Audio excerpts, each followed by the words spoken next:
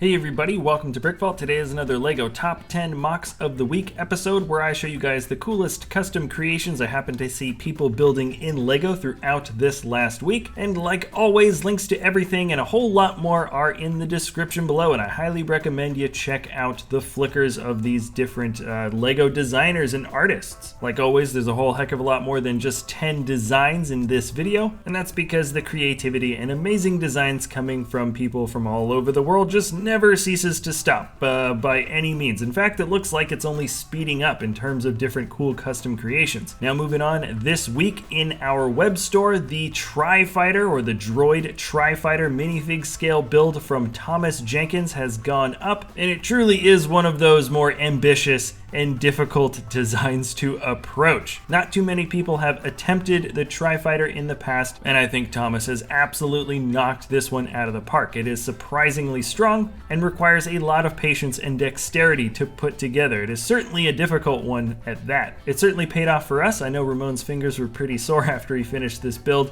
and if you were planning on making this creation for yourself, you can check out our web store, www.brickvault.toys. Alrighty, so starting off with the first build of the week, it's not one build, it is a highlight reel of Mark Anderson's horses. He calls them the Lego Dala horses, and I'm just slowly scrolling down between all these different themed horse builds. It's such a simple, fun concept where the essential outline build for the horse itself is sort of simple, and it allows for a ton of creativity, and I'm sure you'll have a lot of fun guessing which types of characters and themed horses you can find throughout the stream. I was probably able to guess maybe 75%.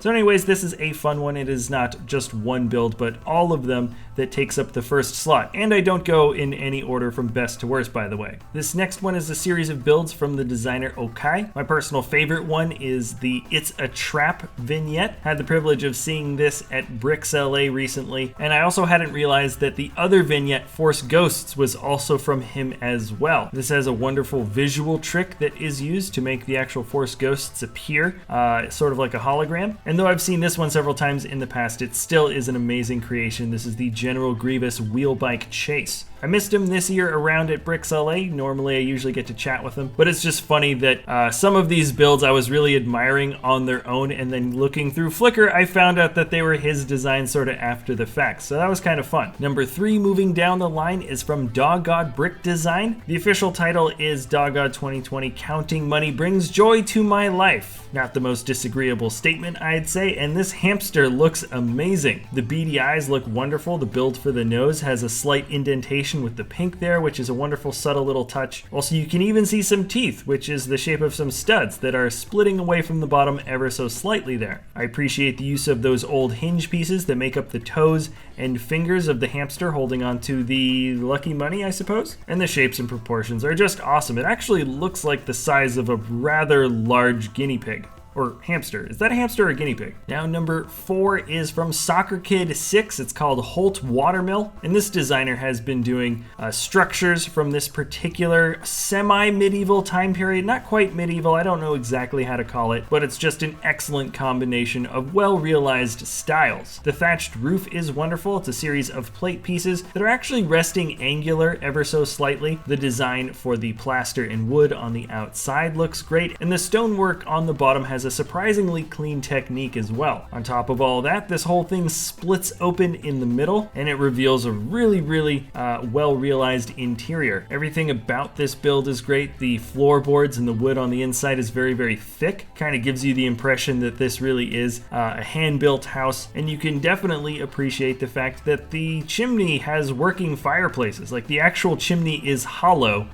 like this would be a real working system. Now some of you might be angry that I put this one in the top 10 list, but I don't care. This is from Finn Roberts. It's called The Child. And yes, this is like the 4th week in a row that I've put a Baby Yoda build somewhere in the top 10. But in terms of micro building, there are actually some great little techniques used here that add a little bit more life, Particularly speaking, I love the use of that little hinge piece, the 2x2 that clips into the 1x2 hinge there. At this size, that little circular bit that sticks out the side actually looks like Baby Yoda is making a little ooh sound with his mouth. I don't care what your opinion is about any type of simplicity within micro building that you might not like. That is just a darn good technique. And he even left little building instructions up on his Flickr as well in case you wanted to put this little guy together. Number 7, moving down the line, comes from Loki29. Hey, that rhymes. It's called Spatial Kebab, and specifically the sign at the top says Bob's Kebabs. We've got a floating roach coach. Looks pretty similar to a lot of other food trucks that I have seen in the past and currently see all the time down here in Southern California. And what's nice about this one is he even has a little deck with a couple of benches if you wanted to eat right then and there. There's some lighting on the inside, which gives a great bit of warmth to the interior, and the actual build for the exterior is pretty darn awesome. It really reminds me of the floating junk ship from The Fifth Element. And yes, there have been several iterations of this type of sci-fi build in the past, and it just never gets old for me. I really like this one. Now, this is a great looking build from LittleJohn. It's called Dwelf Tales Treasure Heist. So looking here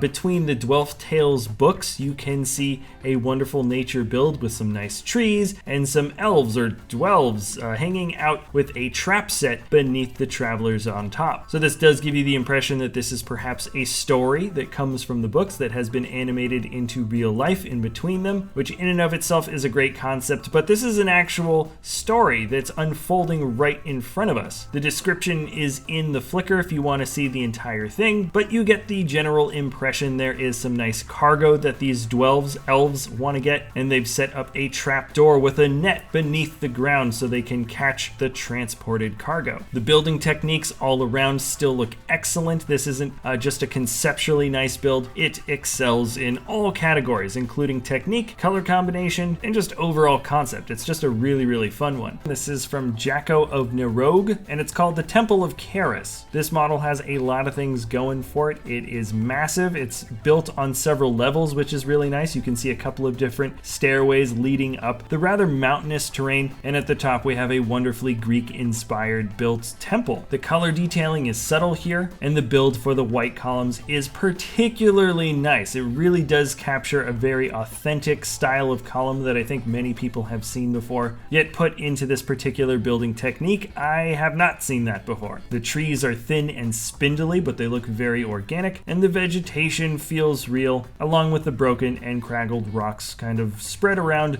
the entire area. It's a wonderful looking piece, and it definitely makes me curious to know what could possibly be inside this temple for it to have so many guards standing around it, and it's in such a remote place. Now moving on, we are at the number 2 or the number 9 build, I suppose, from Moko, who has been featured several times before in the past. Comes just the most fun builds I think I've seen in quite a long time. It's called Assault Teddy Bear. It doesn't need any other name than that, because that's exactly what it is. There's a little bit of a cyborg element coming around to it, perhaps, but at the end of the day, this is just a teddy bear whose bad side you just definitely don't want to be on. What works about this build is that the teddy bear itself is incredibly cute. The build is really, really clean, and there's a bit of a dynamic stance for the limbs that gives the character itself a little bit more presence and purpose. And on top of that, you have these wonderfully detailed and kind of cartoony looking sci-fi weapons. There's rocket pods, I guess assault guns, there's communication antenna for, I guess, seeing night vision or something like that. And then when you turn the lights off, this whole thing comes to a completely new level. The mouth opens up slightly, and the eyes are indeed 2 little light bricks, which give this teddy bear not such a cuddly look. It's an absolutely awesome little model. And now we're jumping on to the number 1 build of the week. And in fact, Jhaelon has been working on his First Order Army / giant Star Wars diorama for a long time, and recently-ish he has completed it. This is the one picture he has of it on Flickr, though there have been several updating videos throughout the last several weeks and months, so I highly recommend you check out his final video on it. I've linked that along with the Flickr in the description description below. And this is one of those builds that is not just impressive because of the size, but also because of the details that are included in it. The ATM6 is an incredibly impressive model. I remember when he said he was going to work on a minifig scale version, and I thought he was crazy. Anyways, if you want to see a very dedicated custom builder, I highly recommend you check out the videos that he has been doing on his channel. And I also highly recommend that you check out all the flickers of everybody that I have been talking about in this episode. That was it for the top 10 MOCs of the week. I hope you guys enjoyed. Remember to check out the links in the description below. Let these designers know what you guys think about the stuff they put out. And if you liked anything that I showed off in this video, there's a very good chance you will like some of their photo streams if you happen to check through more of the stuff that they put out. Anyways, thank you so much for watching, everybody. We'll see you next time at BrickVault.